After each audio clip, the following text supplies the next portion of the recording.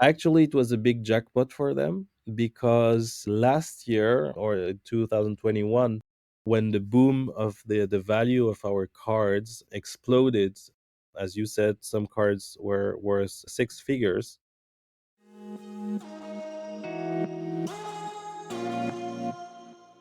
GM and welcome to Defire, the crypto podcast that's like the gym buddy who snaps a towel at you every time you try to leave early. We are here to keep you motivated. My name is Jonas, and today on the show you hear the story of the NFT Godfather you have probably never heard of. Shaban Shaame is a true NFT OG. This guy made NFTs when the word NFT didn't even exist yet. Back in 2015, he put the cards from his fantasy game, Spells of Genesis, on Counterparty, a layer 2 protocol on Bitcoin. Talk about being ahead of the curve. Now, let me tell you how I stumbled upon this legend. I was at the European Blockchain Conference in Barcelona, which to be honest was a bit of a stuffy suit and tie affair. I wasn't really making any exciting connections until this guy walked up, vaping away and just casually joined the conversation I was having with a friend. Lo and behold, it turned out to be none other than the inventor of one of the first NFT projects himself. And guess what? He is from Switzerland, living right in Geneva. It's amazing how fate works at these events, isn't it? So we'll be kicking off our chat with Shaban Shaame in just a moment, but first let's take a quick break for a word from our sponsor. CryptoValley.jobs is a job board where engineers, designers, analysts, traders, and community builders can find cool crypto jobs. Full disclosure, I run this job board. So if you're looking for a job or you want to advertise an open position, please go and visit CryptoValley.jobs. And while you're there, make sure to sign up on the email lists so you're always informed when new jobs are posted on the platform. That's CryptoValley.jobs, and now let's start the show. If you want to get your company or project in front of our growing audience, visit defire.money or send me an email, jonas@defire.money, to learn more about the Defire community. You walked up and I had obviously no idea who you were. And it turns out you are like the godfather of NFTs on Bitcoin, right? You never know who's walking around at these conferences. And that took me by surprise because I just recently actually learned about Bitcoin NFTs. And we are not talking about Ordinals, which are now obviously the hype. We're going back almost 10 years now when that started.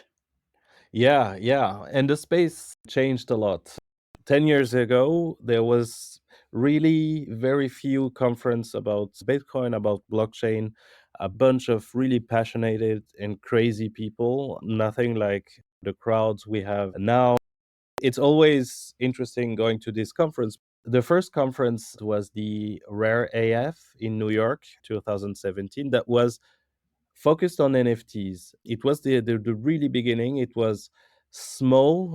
It was really a gathering on Twitter. People said, hey, we should meet each other and do something. And it was Joe Looney and Rare Pepe and as well Dada organized all this. It was very spontaneous and very small, but it was full. It was really fully packed of crazy people like us. And that was the first, I would say, NFT focused conference that I've been. It was the beginning of the craze around CryptoKitty. And there was a speaker from CryptoPunk. So if the punks were there, what time was that? 2017. 17. In the hype, in the epic bull run. It was CryptoKitty Was the run, hype. I would say. Yeah. Okay, interesting. When you go to these conferences and you walk around and you meet people, how do you introduce yourself? Like, how do you make them interested in what you have to offer? How do you reveal that you are one of the godfathers of NFTs and Bitcoin? What is your line?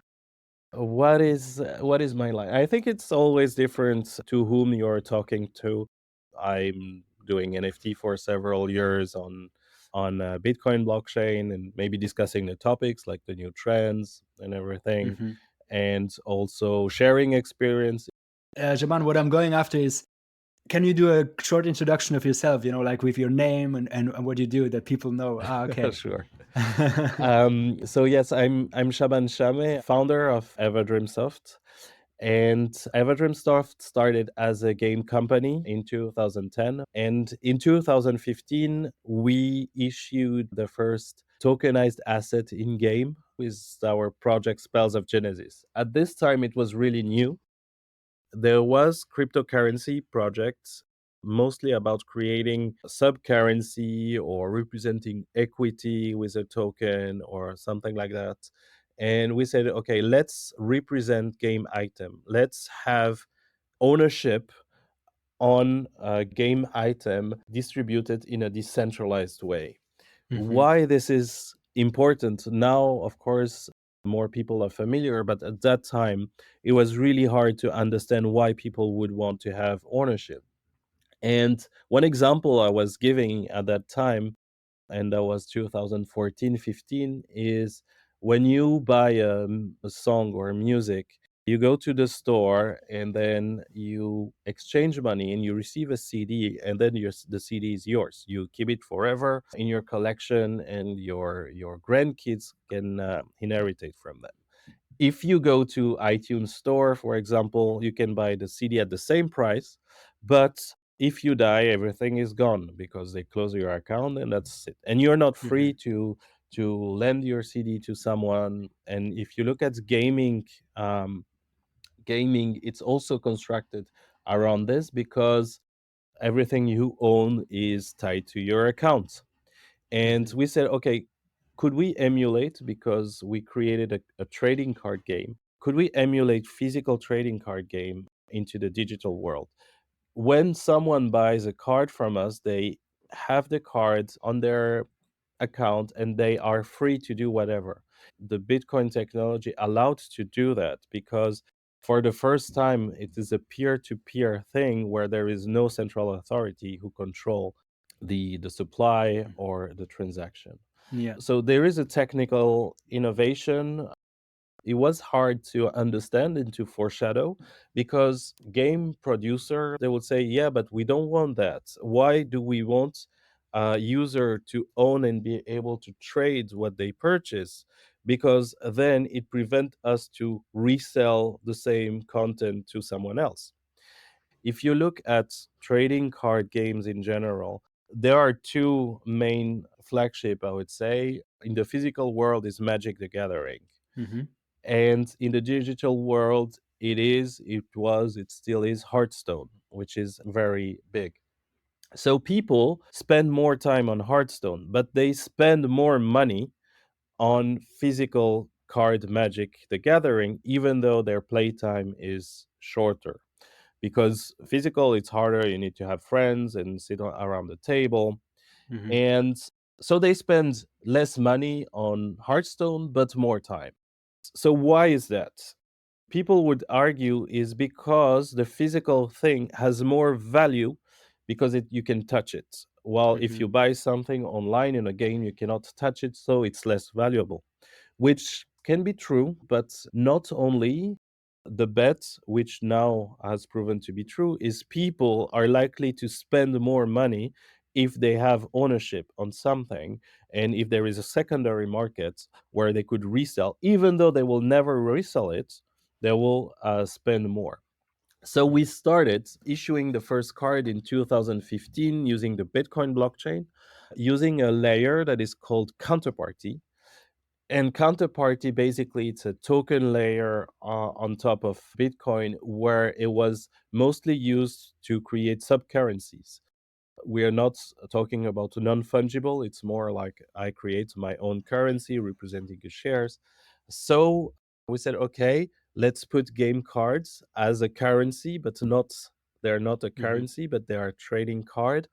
Counterparty has a DEX, decentralized exchange, where you can say, I give this card and I want this card. Hmm. And for a trading card game, that's perfect. That's really something beautiful. And it's decentralized, so people do on their own, and we're not in the middle. Hmm. So we started out on Counterparty, and that was a little bit before Ethereum mainnet was released, which was in 2015, few months after we launched our first collectible cards. And okay, because blockchain will be big in the future. It is resilient.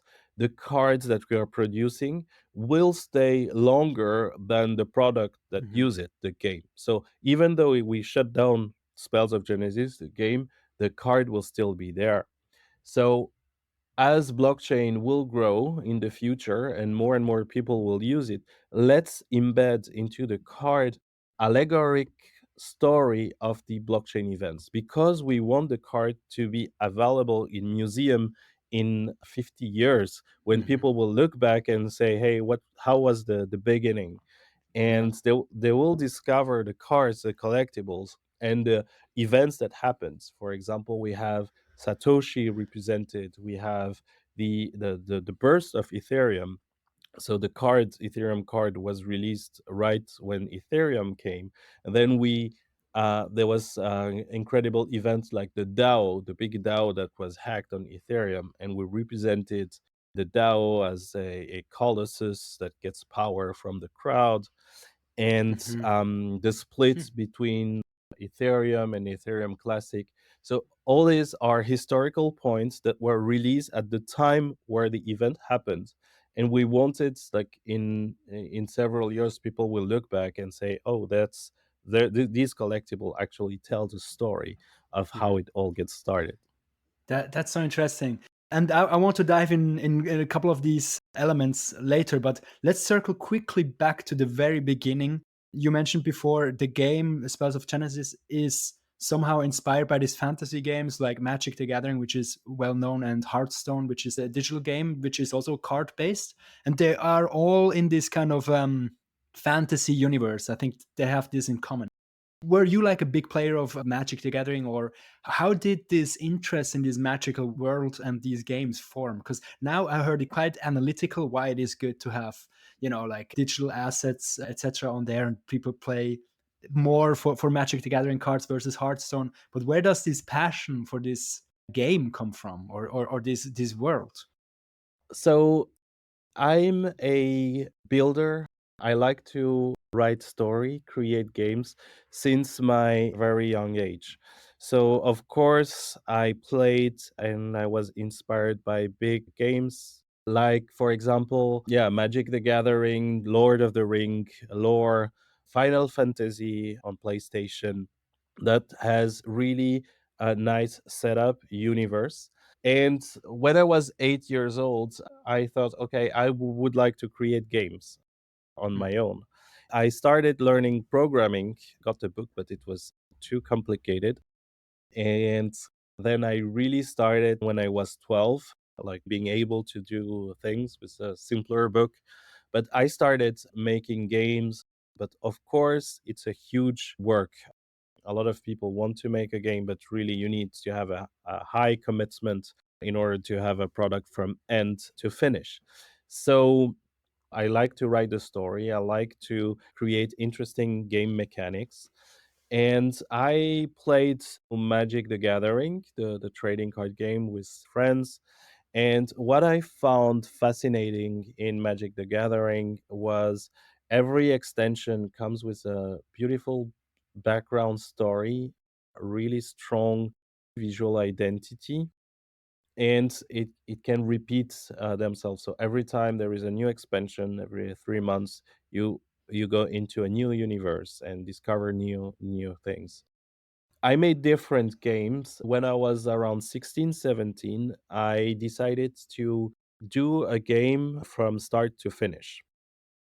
So I did try different RPG that I made myself using tools, little games, programming games, but I really wanted something that is out on the market. So I thought which genre I would want to do, and I had constraints. The constraint was something that I can do myself from start to finish. So it cannot be a 3D something, because one, I'm not good in 3D, but it's also very long and expensive to mhm. create. So that's one constraint, something that I can do, something where I can expand the story so I can keep telling a story. And third is something that can potentially being viable or profitable. And the trading card game really fits tick all these boxes because it's quite cheap to produce like a new cards, and Mhm.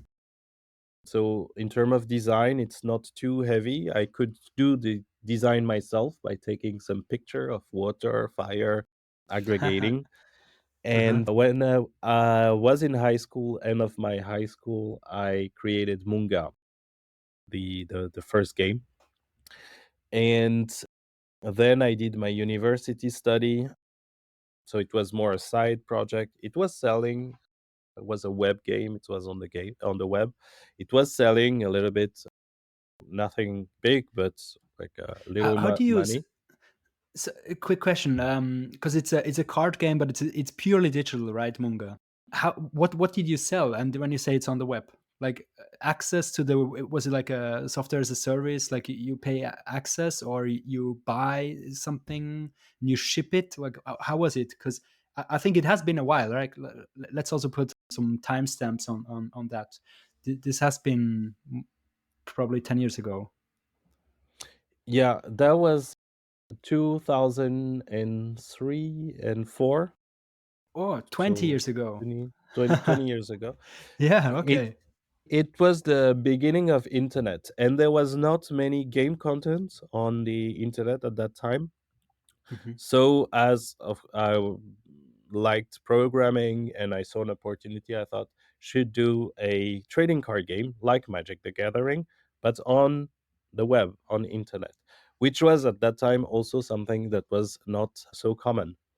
And the business model at that time is many websites used to have a thing called Allopass, where you can send a voucher on with SMS on your mobile Huh? to a number, then you pay on your phone bill, and then you receive a voucher code. I use that to sell additional cards. So you could play with the base card, but if you want to buy additional cards, you need to buy a pack of random card, which Mm. is the exact concept of a trading card game, but in the digital world. And also, I needed to do something where the computer, the AI, can be able to play against the player because there was not a critical mass of user online. So if people want to have fun, they need to be able to play against the computer. And Mhm. usually, trading card games are very hard for a computer. To this date, I'm not aware of any AI who can play Magic the Gathering, for example, on a real set. Every AI you have for this game, for the digital version, are pre-constructed card deck, so it's a very controlled environment. They cannot evolve in a free environment because every card potentially can change the rule of the game. So you cannot easily program an AI. Maybe now it changed with the progress that we have today, but not. It's hard to say, okay, the computer, you have to play like this when a card can change the game rule while the player are playing. Yeah. So it was super hard to create an AI. I needed a game that is super strategic, super interesting, but can still be played by an artificial intelligence. Okay. So it cannot be too complex. I guess that's a solution, because, as you said, Magic the Gathering is really complex because each card can change the rules, and you did something similar, but it must have been a little bit simpler because you had to have this solution that players can actually play against the computer, not because there was not enough other people around to play. And you were still in high school or before high school while you do that. So it sounds like you're kind of a little bit genius almost. Like, honestly, like to pull this off, things that have been done for the first time ever. Like, it was not usual to play online. You figured out how to pay for this with this Allo Pass. Never heard of it. It was kind of like you build in an environment of having a lot of constraints, right, by technology itself. Yeah, yeah, yeah. I think that's one thing where I'm good at if there is something, is using what there is available, and also foresee where the potential is, where the market is. Of course, I have also like the bad side of my personality, I would say, is I can really well foresee where to go, but it's harder for me to address the market, like grow big. For example, as I was at the really beginning of internet and gaming on internet, I could have like launched a huge game success at that time, but it was more at a hobby at that time. Mhm. But when mobile came, I decided to port this game, Munga, in 2009 on mobile. And mobile was super new. It was the beginning of the App Store. Nobody like really bets that people will spend money to play on their mobile phone. And I foresee that at that time, and that it would be a great opportunity to bring this game on mobile. But then I got caught by a big American company, big names like Blizzard and you name it, who came after, but with a much higher budget and Mhm. everything. So there is something around the location as well, because I'm based in Geneva, Switzerland. We don't have much of a culture of gaming business, that's for sure. So I decided, because the Munga was the mobile version that I launched as a professional in 2009, had a good success, but it could have had a huge success if correct marketing was put, correct Mhm. development. Mhm. And we were to work with a Japanese company who were supposed to invest.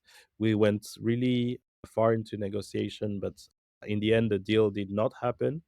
And we got like really under the water with the competition, the cost, etc. Mhm. Mhm. So that was in 2012, 13, around that. And I had to scale down all operation. And then it became impossible to compete on an international level with a Swiss company with Swiss cost, with all content that's coming from China, Asia, who can produce 10 times more for 10 times cheaper. So I had to look at opportunities where there is innovation. We need to be on the edge of innovation in order to survive. And that's where I got interested in blockchain and thought there is an opportunity here.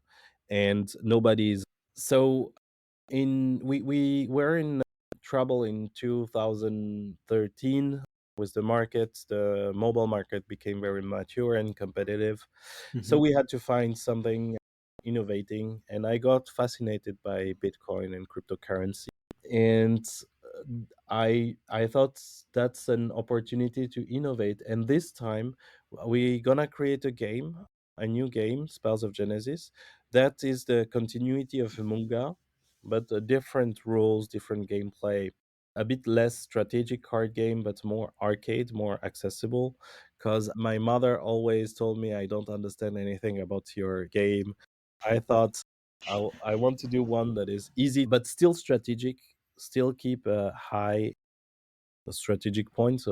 So we built like Spells of Genesis, which is really a mix between arcade trading card arcade game, like it's easy to take on, and the strategy of a trading card game.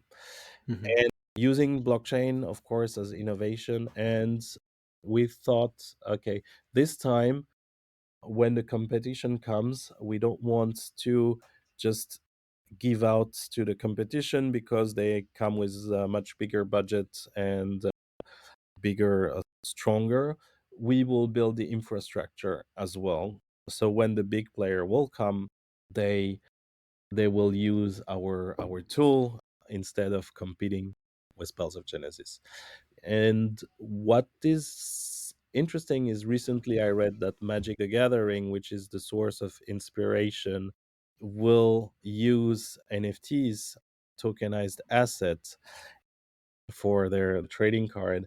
And at that time, nobody would bet like this was a big thing. But Mhm. I was pretty sure that in the future, everybody will embrace, in a way or another, the true ownership. Mhm. And tell me, bring me a little bit to this Spells of Genesis game, because for me it's hard to understand. It was very early days, right? I mean, you have cards that you have on the blockchain, and it's nothing like we know now. There was no OpenSea, there was no exchange like that. Also, it was on a thing called Counterparty on top of Bitcoin. It was something a little bit obscure. It's really hard to search for it as well. I tried to find some of the cards. Let's bring some numbers. I read, for instance, that some of the cards have now traded for $500,000 sometimes. But let's start at the beginning. How did, when you started that game, how was it received? Did everybody get it, or was it super hard? Because it's actually more friction, right? You have first a trading game. Okay, people can get on board with that, and you have shown foresight that okay, people want to play on their phones. That makes a lot of sense. But then once you put in the third element, which is the blockchain and Bitcoin, until today, people are having trouble onboarding to Bitcoin or blockchain in general. Like, how was it received, the game, and how was it actually really played? Because I don't see how you can play a game on the blockchain. Yeah.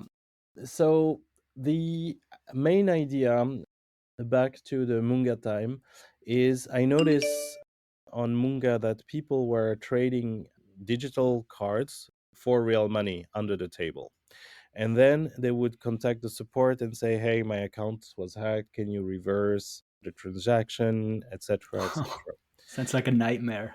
Yeah, yeah, it is a nightmare. And actually, other games usually they just ban, so it's not allowed to trade digital item for real money. Some people did with Blizzard, with some things, but it was not really convenient. But if you do that, if you allow people to trade for real money, you're custodian of other people's value, so you're a bank basically. Mhm. You have the power to change the account and the value of someone if the assets are valuable. So that's why it's banned by other game. And I thought, okay, let's allow this the same way it is possible in physical world. So we're gonna distribute the card directly, the game item, to users, so then they will be free to do whatever they want with the cards. We had to build infrastructure. So we created our wallet, Book of Orbs, that then other collection came after, following our leads. But Book of Orbs was really the solution for people to be able to trade the card and to have an experience that is more closer to a gaming experience than a financial wallet. And we had a user and a fan base on Munga. And what was interesting is I thought the fan base, the one who are really following everything we do, they will embrace this idea of true ownership. They will Mhm. actually make the effort of I mean, not the effort, but really like get it and use it. And what happened, in fact, is the Spells of Genesis, then the next game, became very popular into the crypto enthusiasts who are very happy to have a game that use crypto. So those were the target and the people who actually embraced the card and bought. There are few of the hardest of hardest fan who actually created the wallet, but there are really a few. And Can they you? Sorry to interrupt, but can you put some numbers on it just so we have an idea how many Munga players were there and fans? You know, like these hardcore fans, and how many then would you say came over just to have an idea? Yeah, to have an idea. So probably we had somewhere around 4,000, I would say, really engaged people. Out of the 4,000, I would say it's a couple hundreds on the forum, on the chat, discussing endlessly. Mhm. And maybe there is a 100 I would know personally because they are very active. And over this 100, maybe there is 10 people who actually created a wallet and went through the hurdle. Ooh, okay. Actually, it was a big jackpot for them because last year or 2021, when the boom of the value of our cards exploded As you said, some cards were worth six figures. So a lot of people contacted them. Actually, they chased back the community, the buyers, on-chain buyer. They really chased who were those guys, found all the conversation online, and actually identify them. And some came back to me that they were long forgotten and say, hey, I got contacted by this guy. He wants to buy my wallet for 5,000 USD. Is it a good thing? And looking Mhm. at the wallet, it was six figure. And I said, no, do not sell it for that price. It's they Yeah. made all like finding out who was who for those players. And when we released the card, like the legendary one, the Satoshi, we were selling one card, the Satoshi card, for $20, which was a huge price compared to things that you buy usually online. And at that time, even on a mobile game, now it's a bit different. But at that time, spending more than $20 on one item into a game was crazy, crazy idea. And that Then was with in Bitcoin. Did you pay in Bitcoin at the yeah, time? you pay in Bitcoin and also in Bitcrystal, which is the currency where we did a crowdfunding, an ICO, but it was not called, the word ICO was not created yet. But there Yeah. was a crowdfunding that we did, and we gave Bitcrystal on Counterparty, which is a currency used to buy a game card. And just to understand the game, you say one card was $20, right? Yeah. And how many cards do you need to start playing? Like that's also a huge friction. You have to shill out a lot of money just to start playing the game, right? No, because Spells of Genesis is a free to play. You need four cards, Hmm. and you can earn very good cards by playing without spending anything. And like any free to play, you if you buy cards, it will be quicker and faster for you to Oh. get rare and legendary. And the blockchain ones, some are native blockchain, so some are created only on chain, and you cannot buy them in the game, and Hmm. those are limited series, and those are valuable, but they're not necessarily much stronger than the other, but they're much more rare, collectible, they have a Hmm. backstory, so there is much more about them. And the in-game cards, what we call in-game cards, when you play enough and you level up to the maximum, you can receive a blockchain version of that card. So it's a play to earn in that sense. People can earn a bit by playing, upgrading the card, and then selling the card in the secondary market.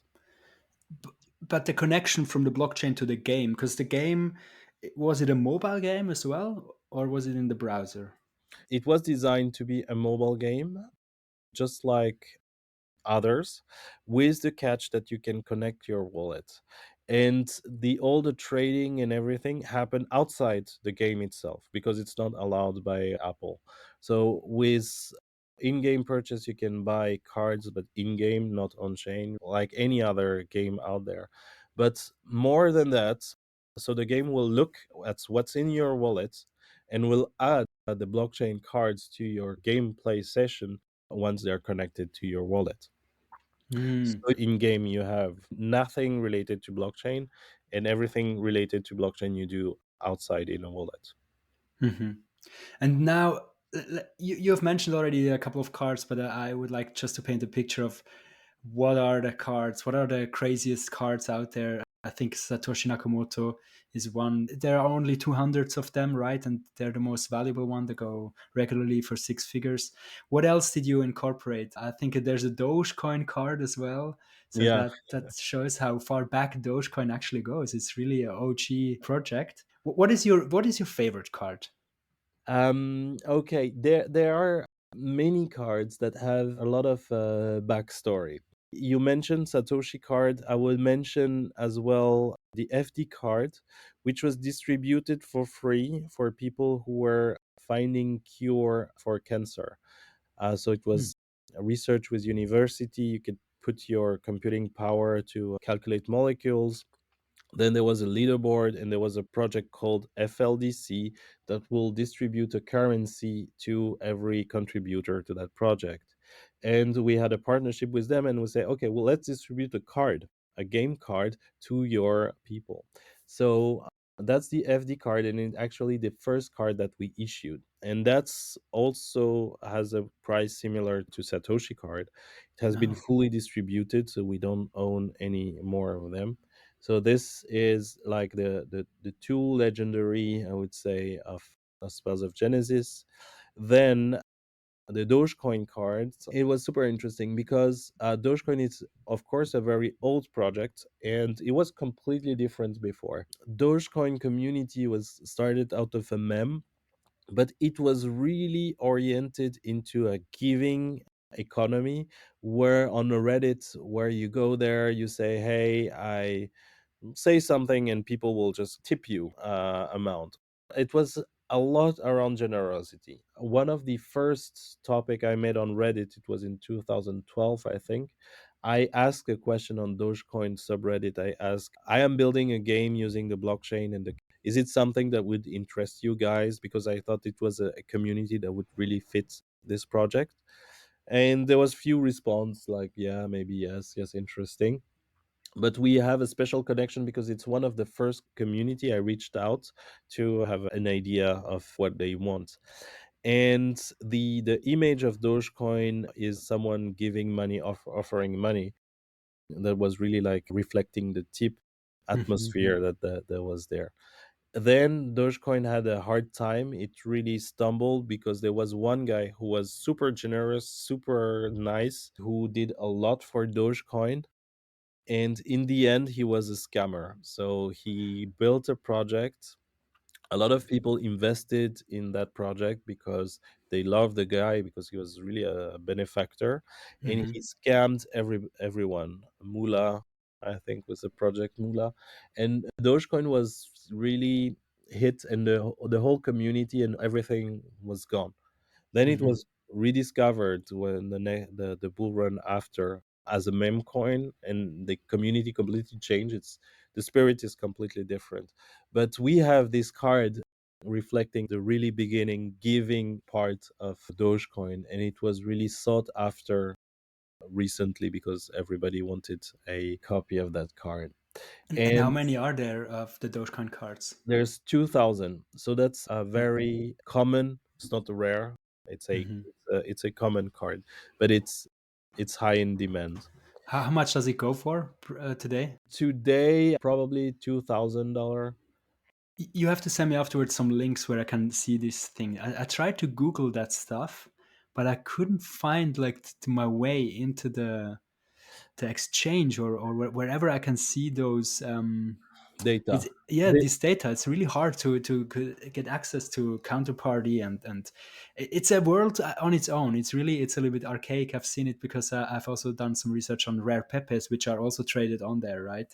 yeah, It's exactly. the same system, which makes you and Rare Pepes the first NFTs. Would you say these are the first NFTs that were ever on the blockchain? Yes. So to answer your question, you can go to NFT Relics. NFT Relics. You get a lot of data there around the project, and also the story dates. The Yes, Spells of Genesis was the first like really series, and something like this, more than an experiment, but a real project. And then Rare Pepe came after. So Mike, who was one of the instigators, said I was inspired by Spells of Genesis, so I created the Rare Pepe Nakamoto, who is a Magic the Gathering layout card. And Rare Pepe is more a movement, while Spells of Genesis is a project led by a company. Rare Pepe is a movement of artists who quickly joined. On Twitter, there is heated debates whether Rare Pepe is the first collectibles NFT versus Spells of Genesis. Some people argue that Spells of Genesis is not art because it's a game, while Rare Pepe is art because it has no use case, and it's Hmm. like really made by people. And there was a tweet by Matt, who created Rap Pepe. He said, yes, giving credits, I was inspired by Spells of Genesis, and me giving him credits that he created the first art movement on chain with Rap Hmm. Pepe. Hmm. Hmm. I understand. Yeah. And could you, like share your thoughts on the current state of the NFT industry, where it's going? Because you seem to have like a good foresight of what are the issues at the moment, where is the ball rolling next. You've been always at the forefront, technology wise. Maybe even you could argue sometimes too soon. What are you working on right now, and what are you excited about NFTs? For instance, also side question, Ordinals. Are you excited now that Ordinals are coming, like bringing back NFTs to the Bitcoin chain, or how do you think about that? Okay, so I will start with ordinals. Putting ordinals on Bitcoin blockchain allows permanent storage, which is very interesting. If it becomes too popular, it could be problematic. It would be hard for Bitcoin to handle all these data. So it is always a trade off. So, ordinal allowing to store data permanently, it's interesting because Coin is the chain that is the most secure and has a less chance of having a major issue at that time. So it's a very good value proposition, but it is not the alpha and omega of NFT. It's one solution to store data on a very reliable chain. When it comes to the future, so there are a multiplicity of blockchains, and also one thing we did very early on is multi-chain, because when Ethereum came, a lot of projects migrated from Counterparty to Ethereum, and we decided not to just move to Ethereum but to have a more integrated approach where we allow people to hold their token in the chain they want and in the form they want. So ordinal is for us, and it's one way of storing, is one kind of NFT, but there are many out there, and each of them are a specific market. So if you're selling something on Ethereum, you're selling to a certain market. If you're selling to Solana, another market. So talking about the future, one of the important thing we noticed that there is a incomprehension between what is a the relationship between a token and an asset. What do I exactly own when I own an NFT? Do I own the image? Anybody can put any image, even if it's a stolen image or I don't have the right. So we are working on a certification authority for NFTs across the multiple chain to protect creators, not to be copied, but just duplicated, faked, a user, not to buy scams, etc. We absolutely need this, and that's why we are building Macaulay at Everdreamsoft, a blockchain to certify. And the future lies, in my opinion, in the crowd creation. And I think we are not there yet, but that's a complete paradigm shift, where before it was a company who creates a game, for example, or a project. Where we are heading is allowing people to contribute and to add multi contribution. For example, you draw something, you tokenize it as an NFT. I use this drawing for a level or for a trading card game. I create a new NFT that contains your creation. So every time a card is sold, I have to buy one ingredient from you as the illustrator and one ingredient from the game designer who created the card. Maybe if you create a level, a sound, music that you will add. So all micro contribution put together will create something bigger. So we are heading where product will not be only created by company to customer, but customer will also be involved into the creation of the product itself. And that's the true revolution of blockchain. And to reach that, we really need to protect intellectual property, understand the link between token and asset, what I'm allowed to do, clarify that. And with that, we can really envision a metaverse that is built with the contribution of many little contributions. Hmm. That's interesting. And just quickly, just so we don't forget about it, because I think that's where you spend now a lot of time to build up this system to verify, right? You explained to me at the conference that it's almost like when you go to OpenSea and you see this little check mark, that has been verified by a centralized entity, by the OpenSea team, right?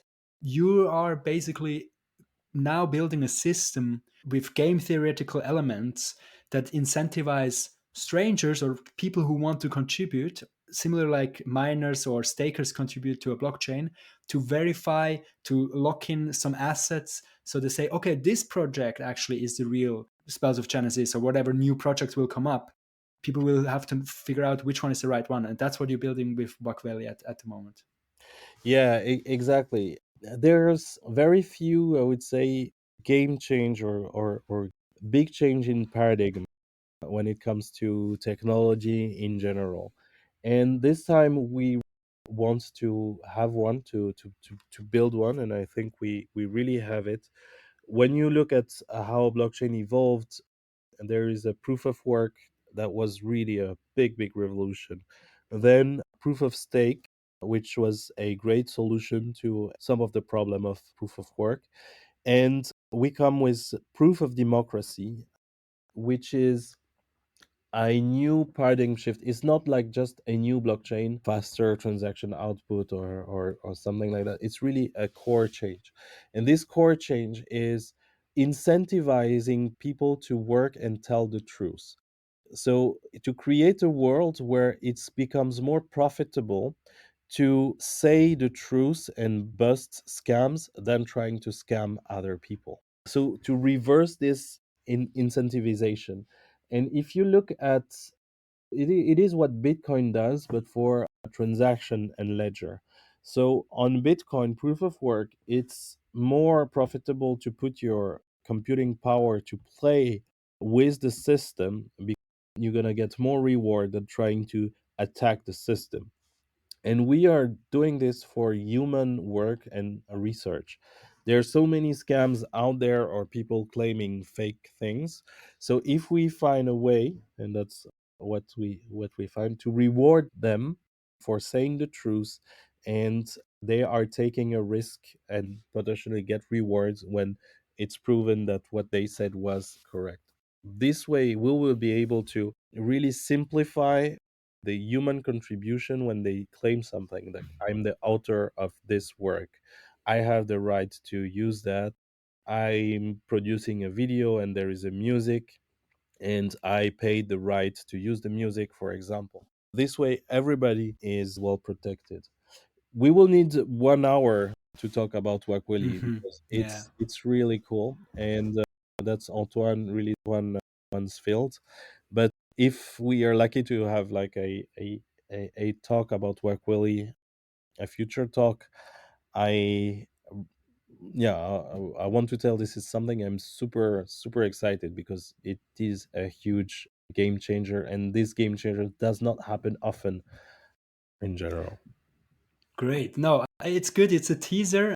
Maybe we can have you back and go into the Buck Valley story. This story was more about Spells of Genesis, how Yeah. that happened.